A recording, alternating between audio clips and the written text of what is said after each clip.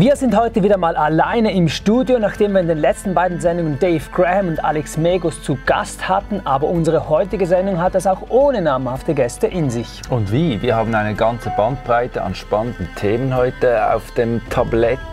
Und obendrauf ein brisantes Fokusthema. Nirmal Purcha, der Mann, der alle 14 8000er in Rekordzeit bestiegen hat.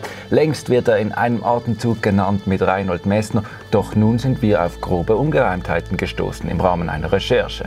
Und Antworten von Purcha gibt es keine. Beta, die monatliche Klettersendung, wird präsentiert von Bächli Bergsport, Petzl und Etrfor. Bevor wir uns mit dieser Kontroverse nun befassen in der heutigen Sendung, schauen wir uns an, was diesen Monat wichtig war. Update von der Dawnwall. Die beiden erfolgsverwöhnten Belgier Sibe Fané und Sebastian Bert brechen ihren Versuch ab, die wohl schwierigste Mehrseillängentour der Welt frei zu klettern. Mentally it's hard, I don't want to be there anymore, I stay to be sure I have tried everything and have no regrets, sagt Bert nach der Entscheidung. Fané schreibt ähnlich niedergeschlagen und fügt hinzu: There is even more, but not for now. Maybe later when I'm ready to share with you. Da scheint mehr als bloß das Scheitern an der Wand dahinter zu stecken. Tessiner Kletterer haben uns besorgniserregende Informationen zukommen lassen. Im Tessin würden in jüngster Zeit zahlreiche Kletterrouten gechippt, und zwar von den Einrichtern selber. Das ist eine bedenkliche Entwicklung. Schließlich ist das Tessin eines der Gebiete, das die Ethik, wonach keine künstlichen Griffe geschlagen werden, schon in der Vergangenheit verfolgte, als dies etwa in Frankreich noch üblich war. Das darf nicht sein, sagten sich die Locals und rufen zum Umdenken auf. Den Aufruf der lokalen Klettergruppierungen findet ihr auf Lackrux. Die 26-jährige Österreicherin Laura Tiefenthaler nutzte die guten Bedingungen an der Eiger Nordwand im März und durchstieg die Heckmeierroute solo. Sie ist erst die zweite Frau, der das gelingt. Zuletzt war es die legendäre Katrin Destivelle im Jahr 1992, die das schaffte. Also exakt vor 3 Jahrzehnten. Wir sprechen gleich mit Laura Tiefenthaler im exklusiven Interview. Zuerst gibt es aber noch Kritik am internationalen Kletterverband IFSC.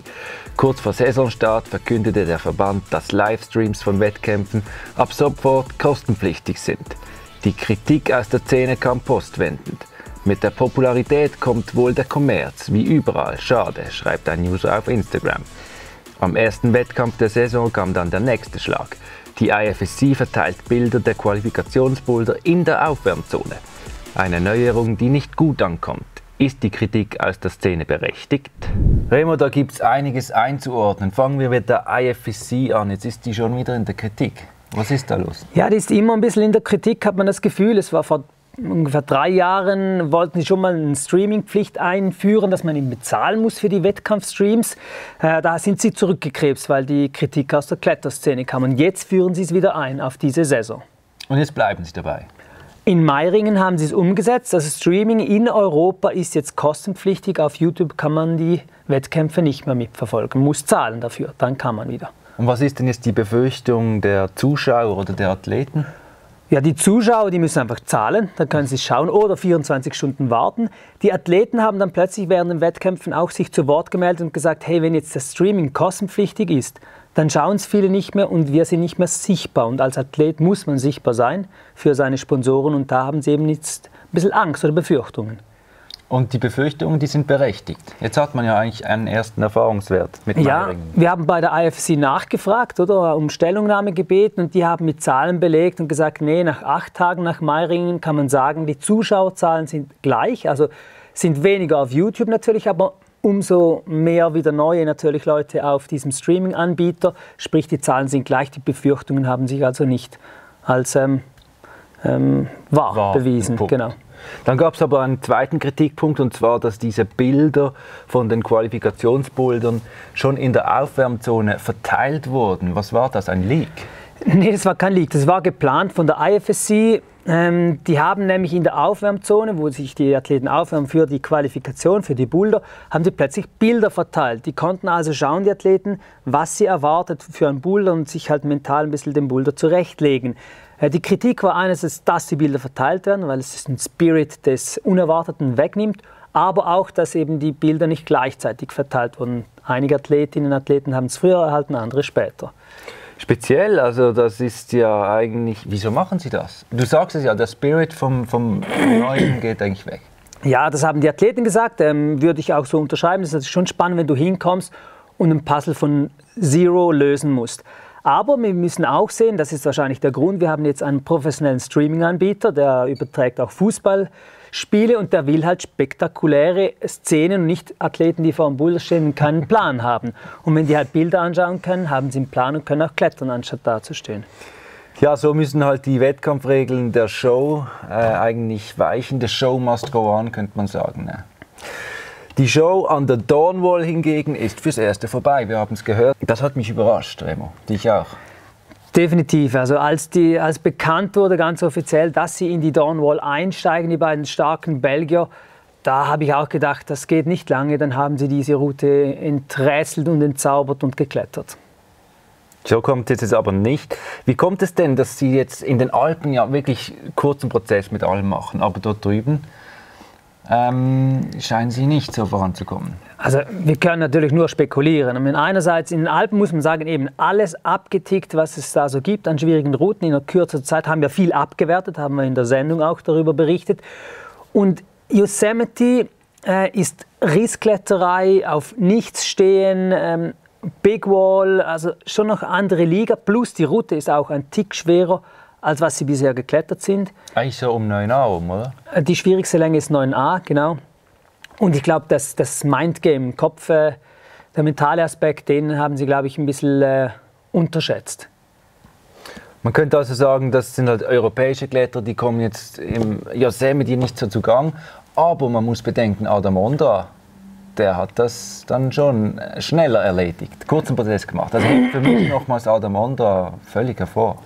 Ja, definitiv. Man muss sehen, die Erstbegeher, die Tommy Keldon und Kevin Georgeson, die haben mehrere Jahre projektiert und dann effektiv 19 Tage in der Wand verbracht, ungefähr 19 Tage, um die Route dann frei zu klettern, erst zu begehen.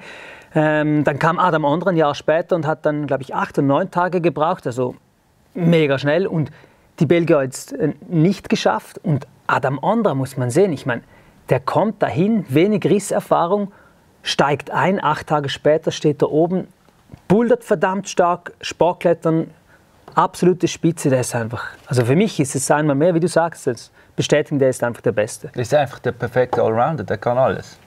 Ja, ich finde eben Allrounder, ein Allrounder kann alles ziemlich gut, aber nicht perfekt. Aber der Ondra ist eben noch ein Tick krasser, der kann alles, aber auf höchstem Level.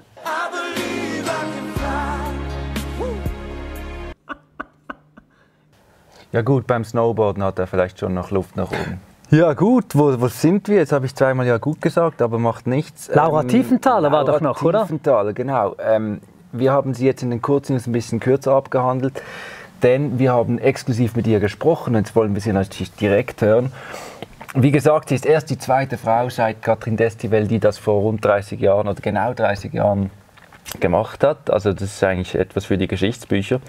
Wir haben sie natürlich gefragt, wie kommt denn sie auf die Idee, die Heckmeyer-Route solo zu klettern? Ich wollte schon länger was solo klettern und dann habe ich so mit verschiedenen Ideen herumgespielt, was ich denn jetzt mache und war 2 Wochen davor am Eiger mit der Freundin und von dem her habe ich da halt genau gewusst, was mir erwartet. Sie ist natürlich nicht alles Free Solo geklettert. Die 10 schwierigsten Längen, die hat sie gesichert, Rope Solo. Und dabei hat sie 3 andere Seilschaften überholt. Wie waren denn die Reaktionen, als da plötzlich du alleine ankommst und diese, ich nehme jetzt mal an, es waren Männer, überholt hast? Ja, die einen waren so, die haben mich voll nett vorlassen. Also die haben sowieso da halt kurz hinter die anderen auch gewartet und dann halt gesagt, komm, geh da kurz vor. Und die waren irgendwie, wow, du bist so schnell, voll geil, geh vor. Und dann eine Seilschaft hat nicht so viel gesagt und die Seilschaft in der Rampe war auch ziemlich lustig. Die waren auch voll nett. Die haben so, habe ich einen Wasserfallkamin Rope Solo geklettert und dann, also das habe ich in 2 Längen gemacht und dann habe ich halt gerade bei der 2. Länge mein Seil von unten abgebaut und dann war der schon am Stand wieder unten und hat seinen Partner nachgesichert Und dann hat er mich gefragt, ob ich ihm das Seil raufhänge in die ersten Schlaghaken rauf. Und dann da musste ich ein bisschen schmunzeln, weil ich es ziemlich geil fand, dass er sich das traut, also dass er da nicht so stolz dafür ist. Das fand ich irgendwie sau sympathisch. Das ist ja interessant. Ja. Wir sagen jetzt hier keine Namen an dieser Stelle. Hä?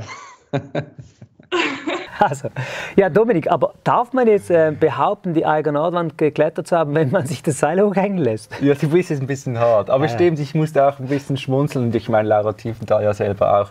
Aber ich finde es auch, ich muss auch sagen, eine schöne Begegnung, weil man hilft sich in den Bergen, in der Eiger Nordwand besonders, oder? Und ich finde es insofern auch schön, weil jetzt sind ja da zwei Männer sich nicht zu stolz und sich das Seil hochhängen lassen von einer jungen Frau, die da solo hochkommt. Ja, definitiv. Viele hätten sicher ein zu hohes Ego, das überhaupt anzunehmen. Genau. Stimmt. Wenn wir schon bei Alpin-Themen sind, Christian hinter der Kamera und ich sind losgezogen mit dem Alpin-Kletterrucksack Tradzero von Autofox. Dieses schöne Teil hier, haben das getestet und wir schauen uns das kurz an.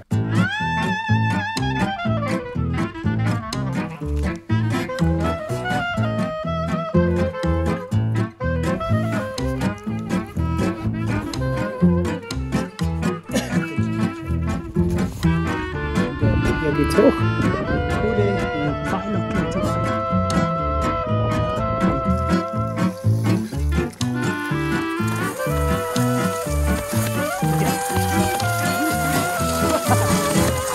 Wer einen Alpin-Kletterrucksack für Mehrseillängen-Touren oder eben auch Nordwand-Touren sucht, der wird definitiv glücklich mit dem Tradzero von Autofox. Er ist extrem leicht, ungefähr 570 Gramm, ist sehr reduziert aufs Nötigste. Man findet aber alle Funktionalitäten, die man eben so braucht. Pickelhalterung, Helm-Seil-Halterung funktioniert super. Er ist mega schlicht, aber eben erfüllt alles, was man so braucht. Für mich ein Top-Rucksack für alpine Touren. Ohne Schnickschnack. Ja? Ohne Schnickschnack. Sehr gut. Kommen wir nun zu unserem Fokusthema. Reden wir über Nirmal Purja Remo. Der Nepalese ist aktuell der populärste Bergsteiger, seit er 2019 alle 14 8000er in sagenhafter Rekordzeit bestiegen hat. 2021 führte er dann die erste Winterbesteigung des K2 an. Darüber haben wir letztes Jahr bereits ausführlich berichtet. Inzwischen gibt es einen Netflix-Film über die Sensation Nirmal Purja. Hast du ihn gesehen? Habe ich gesehen. Krasse Maschine, krasse Leistung, würde ich sagen. Kann man so eigentlich nur unterschreiben. Fassen wir kurz seinen Werdegang zusammen. Erst mit 29 Jahren schnallte er sich zum ersten Mal Steigeisen an die Füße, als Nirmal Purja 2012 den Lobuche bestieg, einen Touristenberg in der Everest-Region. Oben angekommen ahnte er, dass er zu mehr bestimmt ist. Zwar hat er kaum bergsteigerische Erfahrung, doch diente er bis dahin als Elitesoldat im britischen Militär. Es folgen Dhaulagiri, Everest und schließlich die Ankündigung des Project Possible. Purja will alle 14 8000er in Rekordzeit besteigen. Er wird belächelt, doch 2019 schafft er das Unmögliche. In nur etwas über 6 Monaten besteigt er alle 14 8000er. Der vorige Rekord lag bei rund 7 Jahren. Seither ist Purja der Bergsteigerstar schlechthin. 2021 führte er ein Team von 10 Nepalesen an, die als Erste den K2 im Winter bestiegen. Als einziger der Gruppe stieg Purja nach seinen Angaben ohne zusätzlichen Sauerstoff auf. Ja, der Nirmal Purja, der ist ein wahrer Senkrechtstarter, muss man sagen, bereits eine Kultfigur, könnte man sagen, im Bergsteiger-Milieu. Kurz nach dem Netflix-Film ist dann Purjas Buch herausgekommen. Dominik, du hast es dir angeschaut, warst aber ein bisschen enttäuscht. Ja, das ist jetzt noch harmlos ausgedrückt, ein bisschen enttäuscht. Ich war wirklich enttäuscht, denn damit kommen wir jetzt langsam zur Sache. Das Buch hat den Titel Beyond Possible, also mehr als möglich. Und damit ist eigentlich alles gesagt, was zwischen den beiden Buchdeckeln drinsteckt. Das Buch lässt sich eigentlich wirklich so zusammenfassen, wie Purja sich überall ausdrückt. Nothing is impossible. Man muss sich also mit dieser Binsenweisheit ein bisschen zufrieden geben. Und er beschreibt sich halt auch sehr selbstverliebt, quasi als bergsteigender Messias, der eigentlich der ganzen Welt, nicht nur den Bergsteigern, aufzeigt, was möglich ist. Und damit begeistert er natürlich die Massen. Aber ich muss jetzt einfach für meinen Teil sagen, Bei der Lektüre des Buches, ich konnte dem nicht folgen, weil mit rationalen Argumenten ist es nicht nachzuvollziehen, was er macht. Er sagt einfach immer, ich habe es so gemacht, aber du kommst nicht nach. Ja, Dominik, wir sind jetzt bei deiner Recherche, die haben wir übrigens auf lacrux.com veröffentlicht, da könnt ihr alle Details nachlesen. Fass doch mal kurz zusammen. Ja, im Buch beschreibt Purcher, wie er 2016 ein erstes Mal alleine an den Everest reist. Sehr, sehr kurzentschlossen geht er dahin, besteigt den Berg, den höchsten Berg der Welt, ziemlich schnell. Und er wird eigentlich nur einmal so richtig präzis, und zwar, wo er beschreibt, dass er im Abstieg in etwa 8450 Metern auf eine in Not geratene Inderin namens Sima stößt und diese dann kurzerhand eigenhändig rettet, indem er sie runterträgt ins Camp 4, also 400 Höhenmeter, und buckelt er die da, und innerhalb von 90 Minuten ist er da angekommen. Man weiß von vergleichbaren Rettungen in diesen Höhen, dass da ganze Teams beschäftigt sind und wesentlich mehr Zeit brauchen als 90 Minuten, also Stunden. Und eben er beschreibt also, ja, no problem, I rescue her, zack, zack, und da habe ich dann einfach gedacht, da komme ich jetzt nicht, jetzt will ich das überprüfen. Und das habe ich gemacht. Aber eben jetzt dein Misstrauen in Ehren, du warst misstrauisch, aber was sind denn jetzt die Fakten da bei dieser Rettung? Da kommen wir jetzt dazu. Also ich habe nach dieser Rettung gesucht im Netz, wirklich alle Informationen zusammengetragen, bin auf diese Sima gestoßen, die heißt Sima Goswami. Und die gerettete, oder? Genau, das stimmt, die wurde tatsächlich gerettet, dort am Everest. Und dann kam aber schon sehr schnell die erste Unstimmigkeit. Also zwar wurde die am 21. Mai 2016 gerettet dort oben. Nirmal Purchers Gipfeldatum ist aber der 13. Mai 2016, also eine Woche liegt da dazwischen. Oder? Das hat mich dann schon mal, ja gut. Also, aber könnte auch ein Übertragungsfehler sein, falsch absolut notiert in... Genau, das war dann auch mein Gedanke, oder? Ich dachte, ja gut, das Datum kann ja mal ein bisschen verrücken. Habe also sofort ihm geschrieben, ja wie ist es da, gibt es da ein Missverständnis, da kam keine Antwort. Ich habe da mehrere Kanäle versucht. Schließlich bin ich bei seiner PR-Agentin gelandet, die hat auch nicht gleich geantwortet, irgendwann dann aber doch, und die meinte zuerst, ja, sie komme zurück mit Informationen zu mir. Und nachdem 5 Tage nichts kam, habe ich dann wieder gefragt, ja, was ist jetzt? Und ihre Antwort lautete dann eben, unfortunately Nims is currently out of the country and has not been able to get back to me on this due to his incredible busy work schedule. My apologies for not being able to assist on this occasion. Okay, ich habe ja auch mal in der PR-Branche gearbeitet. Es ist ja basic, dass man ein Datum bestätigt oder ein Bild schickt. Das hat sie also nicht auf die Reihe gekriegt. Ja, nein, und das erstaunt mich schon sehr. Also wie du sagst, du bist eigentlich PR-Fachmann und ich würde jetzt sagen, also ein Datum bestätigen. Ich meine, ich frage ja nicht nach seinen Steuerunterlagen für die letzten 10 Jahre und Geburtsurkunde oder irgendwas. Da würde ich ja verstehen, wenn es heißt, ja, er ist jetzt weg und er ist sehr busy. Aber es geht um das Datum der ersten Everest-Besteigung. Also seiner ersten Everest-Besteigung. Ja, und ich behaupte jetzt mal, ich wüsste das Datum meiner ersten Everest-Besteigung und du wahrscheinlich auch. Als nächstes habe ich diese Sima Goswami halt gesucht und dachte, ja, die muss ja wissen, von wem sie gerettet wurde. Es war nicht ganz einfach, sie zu finden. Sie spricht zum Beispiel auch nur Hindi, aber irgendwann ist es dann gelungen. Du hast ja, glaube ich, dann den Text, deine Recherche übersetzt auf Hindi, oder? Nicht meine Recherche, sondern nur der Abschnitt von Nirmal Purchers Buch, wo sie eben vorkommt, wo er schreibt, wie er sie rettet. Habe ihr das geschickt auf Hindi und gesagt, weißt du denn davon, ist das denn so passiert? Und sie hat zuerst einmal nicht gewusst, dass sie in dem Buch vorkommt. Das fand ich schon ein bisschen speziell, und dann schrieb sie dann aber auch sehr deutlich, I call this completely fake and false. Nims Nirmal Purcher has made this up to make himself a hero. Das ist ihr Verdikt. Das sind ja ziemlich klare Worte von dieser, wie heißt sie, Sima Goswami. Nirmal Purcher hat also diese Rettung nach ihren Worten frei erfunden. Ja, so klingt es jetzt mal zuerst. Also irgendwas stimmt da nicht, sind wir uns einig, oder? Und ihre Worte sind auch deutlich. Aber man muss jetzt schon auch der Vollständigkeit halber sagen, dass Sima Goswami selber eben auch nicht jetzt eine lupenreine Figur ist, sage ich mal. Denn sie geriet selber in einen Shitstorm damals. Nein, eigentlich später, weil sie nach ihrer Rettung behauptete, sie habe zuvor auf dem Gipfel gestanden. Also es ist unbestritten, dass sie damals am 21. Mai 2016 gerettet wurde. Doch die Frage war dann ja, hat sie sich im Abstieg befunden, war es auf dem Gipfel, wurde gerettet, oder hat sie sich im Aufstieg befunden, war sie nie am Gipfel? Also sie ist eigentlich eine Gipfelleugnerin, wurde als dieses entlarvt und deshalb eigentlich nicht so die beste Kronzeugin, würde man meinen, man muss ihrer Aussage also ein Stück weit auch misstrauen, oder wie würdest du das jetzt einordnen? Genau, es gab dann wirklich, es wurde dann bekannt, dass sie nie auf dem Gipfel war.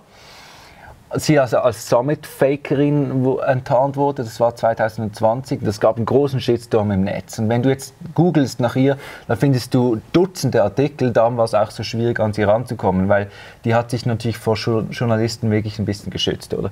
Ja, wie du sagst, sie ist nicht die beste Zeugin, weil man sagt, ja gut, du bist jetzt auch nicht sauber irgendwie. Aber auf der anderen Seite, ihre Wortwahl zu Nirmal Purcha ist eben schon sehr deutlich und es erschließt sich mir nicht, wieso sie das leugnen soll. Sie sagt ja nicht, ich wurde nicht gerettet. Also was wäre ihr Interesse zu sagen, ich wurde nicht von Nirmal Purcha gerettet, wenn es denn so war? Die große Frage, die sich natürlich jetzt stellt, ist natürlich ja, wer hat denn nun diese Sima Goswami gerettet, oder? Ja, das ist so, das kann ich leider auch nicht sagen und sie selber auch nicht.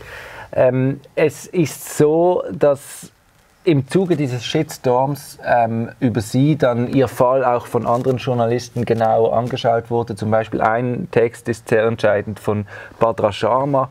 Das ist der Korrespondent der New York Times in Nepal.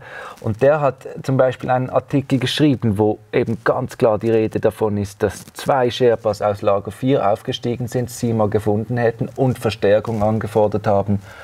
Und dann im Rahmen dieses Teams, das war das Alpine Rescue Service Team, wurde sie gerettet und über dieses Team gab es auch eine Dokumentation, die kann man auf Amazon Prime schauen und überall in all diesen Quellen, wo irgendwie diese Rettung ein Thema ist, lässt sich einfach nirgends ein Nirmal Purcha einfügen, der das solo gemacht haben soll. Mein Verdacht ist, sie wurde von diesen Sherpas des ARS gerettet, aber man weiß jetzt halt nicht genau, wer da beteiligt war.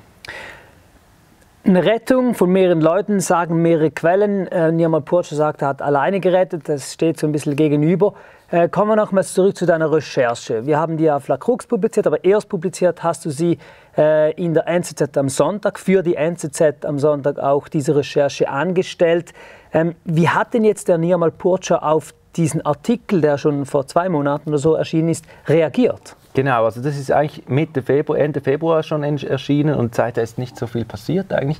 Ich weiß einfach, dass die PR-Agentur von Nirmal Purcha den Text, den ich geschrieben habe, ins Englische übersetzt hat und ihm zugestellt hat. Er hat dann die englische Version gelesen und war darüber sehr erzürnt. Das weiß ich aus Leuten, die da direkt beteiligt waren. Er hat sich aber nie direkt bei mir gemeldet. Also ich hätte jetzt erwartet, wenn er erzürnt ist, dann greift er zum Telefon und scheißt mich zusammen, oder? Aber das hat nicht stattgefunden. Also daher könnte es sein, dass du einfach ein bisschen ein zu kleiner Fisch bist, Dominik? Ja, sicher, auf jeden Fall. Weil das ist ein gutes Stichwort, das du bringst, der Fisch. Weil in der Welt von Nirmal Purcha sind alles kleine Fische, außer er. Also das lässt sich wunderbar illustrieren mit diesem Post, den er vor einer Woche oder so abgesetzt hat. Wir zeigen ihn hier. Das Krokodil, oder? Er ist das Krokodil und alles andere sind Fische. Und das ist schon noch interessant, dass du das jetzt sagst, weil es ist schon so, dass ich habe das Gefühl, er ist wahnsinnig, oder? Weil wenn man sich jetzt bedenkt, er ist das Krokodil und alles, was in dem Teich schwimmt, sind Fische, damit ordnet er ja auch einen Reinhold Messner und alles stempelt er ja als Fisch ab. Und absolut, da bin ich definitiv der kleinste Fisch davon. Kommen wir noch mal zurück auf die Recherche. Du hast ja gesagt, ja eben, der hat jetzt, oder es steht im Raum, ob diese Rettung so stattgefunden hat am Everest, ob er da mit Ungereimtheiten halt kommuniziert hat. Er wurde auch geehrt von der Queen, glaube ich, mit einem Ehrenorden. Aber ich meine, eigentlich kann man sagen, auch wenn jetzt das nicht stimmt, 2016 am Everest sagt, er hat gerettet, hat vielleicht gar nicht gerettet. Sein Rekord ist 3 Jahre später und der ist ja unbestritten. Der rennt auf 14 8000er in knapp über 6 Monaten. Hängt ja nicht zusammen, oder? Ja, also absolut, das kann man so sehen. Das ist, wie du sagst, ist 2016 diese Rettung, 2019 sein Rekord, aber es ist halt trotzdem irgendwie, hängt es für mich schon zusammen. Weil man kann es auch so sehen, wenn jetzt 2016 schon die ersten Ungereimtheiten da sind, oder? Und so geht es mir. was kann ich dann noch glauben, was danach kommt, oder? Ich glaube, zusammenfassen kann man, oder es ist eigentlich, man kann sagen, entweder ist Nirmal Purcha wirklich dieser Übermensch, der das Unmögliche möglich macht, wie er eben sagt und wie er auch dargestellt wird in den Medien, oder er nimmt es eben nicht so genau mit der Wahrheit. Die Zukunft wird es weisen. Ich glaube, wir bleiben sicher an der Geschichte dran und du in der Recherche auch, was sich da noch so ergibt. Ja, unbedingt. Also ich hoffe jetzt wirklich auch mal, dass mit ihm zu sprechen ist unmöglich, gell? Ich meine, ich habe so viele Interviews. Ja, nichts ist unmöglich, sagt er doch, oder? Ja, eben, aber das dann schon. Und nach diesem Artikel wurde ich auf eine schwarze Liste gesetzt. Also das weiß ich auch von seiner PR-Agentin. Und ich meine, das ist halt einfach auch, für mich ist das einfach nicht verständlich. Es kann nicht sein, dass man mit den einen Medien spricht, die einem den Bauch pinseln, oder? Also all die großen CNN, New York Times, ja. Er war bei Joe Rogan und so. Und da, wo dann mal ein bisschen kritische Fragen kommen, da blockiert man. Gut, es passt natürlich schon ein bisschen ins Bild. Ich habe ja verfolgt den auf Instagram. Da muss man schon sich ein bisschen fragen, oder? Also eben, für mich, ich muss das einfach auch noch loswerden, für mich ist er nicht nur unglaubwürdig, intransparent, sondern wirklich auch unsympathisch. Ich verstehe nicht, wie all diese Millionen Leute einfach ihm zujubeln. Wir müssen dringend seinen jüngsten Instagram-Post anschauen. Schauen wir mal, also der Krokodilen-Post ist ja schon für mich daneben und dann eben dieser I work harder than 8 billion people. Also er würde härter arbeiten als die ganze Menschheit in einer Zeit, wo Krieg herrscht. Also das ist für mich größenwahnsinnig und einfach daneben und ja, kann man nicht mehr sagen. Ne? Wir kommen zum Schluss der heutigen Sendung. Ihr mögt euch erinnern, in der letzten Sendung hatten wir den Kristall von Dave Graham, den haben wir versteigert. Am meisten geboten hat der Stefan Salm, sage und schreibe 1.000 € hat er geboten. Vielen, vielen herzlichen Dank, lieber Stefan Davio. Das Geld geht, wie angekündigt, zugunsten der Ukraine-Hilfsaktion von Alex Megos. Herzlichen Dank. In dieser Sendung haben wir diese coolen Jogbags von Edelrit wegzugeben, nicht zu versteigern. Wir geben sie eigentlich einfach weg und zwar machen wir das so, wir picken jetzt 3 Namen aus den Neuabonnenten unseres Kanals des letzten Monats und ihr seid die Gewinner. Das sind Isabel Lindenfelser, Lina Traugott und der Gurkenmann 77. Also wenn ihr das seht, dann schreibt uns eine E-Mail an contest@lacroix.com mit euren Angaben, also Adresse und Telefonnummer brauchen wir auch für den Grenzübertritt, damit wir euch diese coolen Jogbags von Edelrit zusenden können. Bleibt uns nur noch der Ausblick auf das, was noch ansteht bei uns, aber auch in der Kletterszene. Einerseits ist da zu erwähnen der Petzl Rock Trip. Der findet endlich wieder statt nach 8 Jahren, der legendäre Kletter-Event. Dieses Mal in Manike, in einem kleinen Dorf in Griechenland. Wir haben die Ehre, Dominik und ich, da mit dabei zu sein. Wir werden natürlich live vor Ort berichten oder im Nachgang natürlich dann berichten von diesem großen Event. Ihr habt selbst die Möglichkeit, täglich mit Content versorgt zu werden von Petzl, kriegt Bilder, Zusammenfassungen, Videos, könnt an Sessions teilnehmen. Ihr müsst euch nur einen Account kreieren auf der Landingpage von Petzl. Den Link findet ihr in der Description. Auch zu erwähnen ist ein Event im Frankenjura. Da findet nämlich am 27. Mai der Cleanup Day statt und auch ein Festival. Da wird aber in erster Linie gemeinsam geputzt. Markus Bock kommt mit der Flex. Ist Markus Bock auch da, oder? Keine Ahnung, nein, das war jetzt frei erfunden. Okay. Ja, auf alle Fälle vielen herzlichen Dank für eure Aufmerksamkeit in der heutigen Sendung. Wie immer, abonniert den Kanal. Ihr habt jetzt eine Motivation mehr. Wir werden nämlich auch in Zukunft immer unter den neuen Abonnenten unsere Preise verlosen.